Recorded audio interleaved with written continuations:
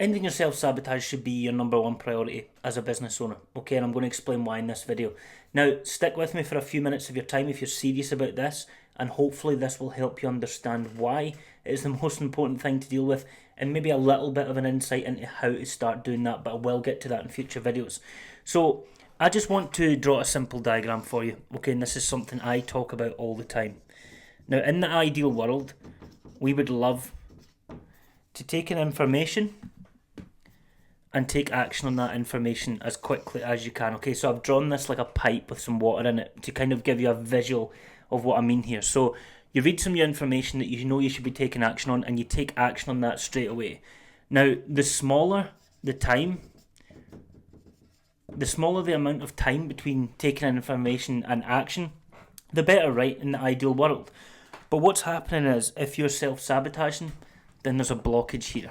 Okay, to put it very simply, there's a blockage between taking in information and taking action on that information. And usually that blockage comes in two types of forms, okay? So usually that is procrastination. Procrastination or unhealthy coping mechanisms. Or both, right? And I have a slight smile on my face there because both was for me, right? I was a serious binge drinker. I was a smoker. I would binge watch YouTube, but I was also a procrastinator, right? So they came hand in hand for me. So if you relate to one of those or both, then you are self-sabotaging, okay? So if you are self-sabotaging, this is an issue, right? Because it does mean that no matter what information you're taking in, you can't properly take action on it because of your self-sabotage. And again, procrastination or unhealthy coping mechanisms are getting in the way of you really taking action. So what does this mean actually, before I rub this out? So what does this mean? What happens then? So the common problem that I see is that if you have a blockage and you're trying to take in lots of information and you're never taking action, what happens is that a lot of business owners get stuck in something that I like to call an information loop. And this is endless, alright? And I have been here, so I completely understand it. This is a constant loop of looking for that new little nugget of information that you think will solve all your problems, okay? But the problem is, when you figure out new information to take action on, what happens is that you get caught in this sort of loop, okay? So you find new information, you feel good about yourself, you're like, oh, this is it, this could be great, this could really change how my business goes and how my life is going, right? But then there's no action on the other end, okay?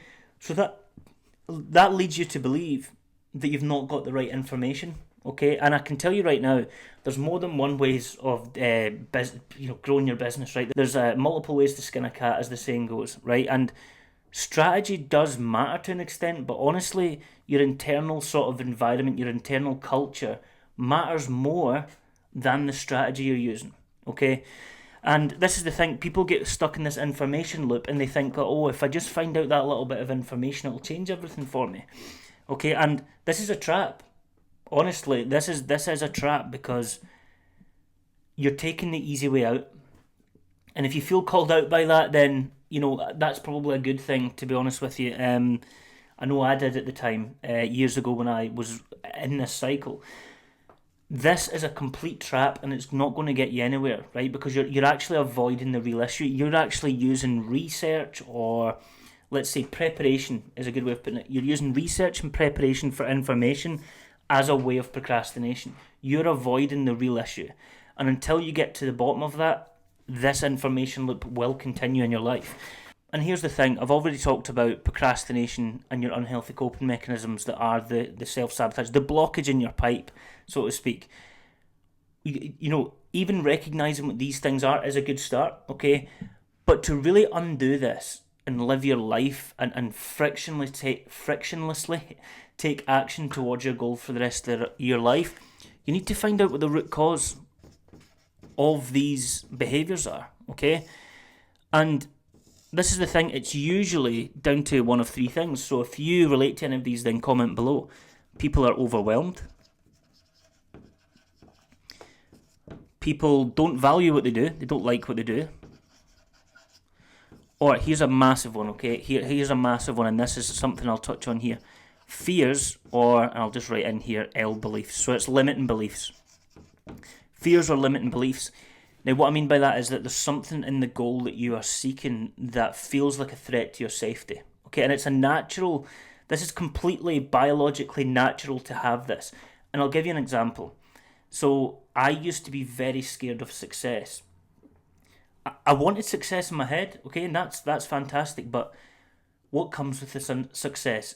Responsibility, expectations, keeping up that level, that stuff I was a little bit scared of. And it wasn't until I really started getting to the root cause that I understood, and again, the root cause here is not an excuse. It's just a way to understand why you behave like you do. And that is a freeing moment. When I found out that I was actually scared of the thing I thought I wanted, it was a deep breath, and it allowed me to actually course correct properly. Rather than shooting in the dark looking for new information, I understood that I was scared of my success, okay? But anyway, your root cause can be here, and there's a fix for all of it, okay? But here's the thing, you don't want to just plaster over your root cause. And this is what I do with people. I want to completely rewire your root cause, and that's why I call what I do root cause rewiring, okay? I actually want to take, look, for example, in my case, or a lot of my clients, I could use examples of them, but I'll use mine because it's most emotional to me. Fear of success. I flipped that fear of success completely on its head so that I subconsciously was not, procrastinating or using unhealthy coping mechanisms because I wasn't scared of that anymore. I was removing the fear from my life. And this is what I mean by root cause rewiring. If you can rewire the root cause and flip it on its head, completely flip the root cause on its head, there will be no more blockage in your life. Okay? There's a subconscious block somewhere that you need to identify, understand why it's there, and then you can reverse it. And this is doable, trust me, because it's something I struggled with for a long time. And just going back to the diagram that I drew at the start, the information to action diagram, and remember before it I had the blockage in it, what this root cause rewiring allows you to do is create a free flowing, frictionless sort of work in your life, in your business, right? No friction anymore, you're fearless, okay? That is exactly what root cause rewiring does.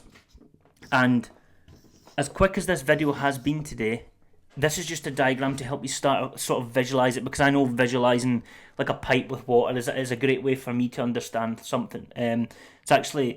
It's my favourite way of understanding something if I can relate it to something physical, right? And I hope this maybe gives you an understanding of what self-sabotage is. And in future videos, I'll be going into a lot more depth on how you can actually, reverse the beliefs and take action to rewire your root cause. But right now, I hope this has gave you a clear picture and a good understanding of how things work. And if you want some more on ending your self-sabotage, then give me a subscribe here on YouTube or give me a follow on Instagram. You can even DM me on Instagram if you'd like to. And if you'd like some one-on-one help, then look in the description as well. There'll be a form, the website you can go to down there and book a call in with me.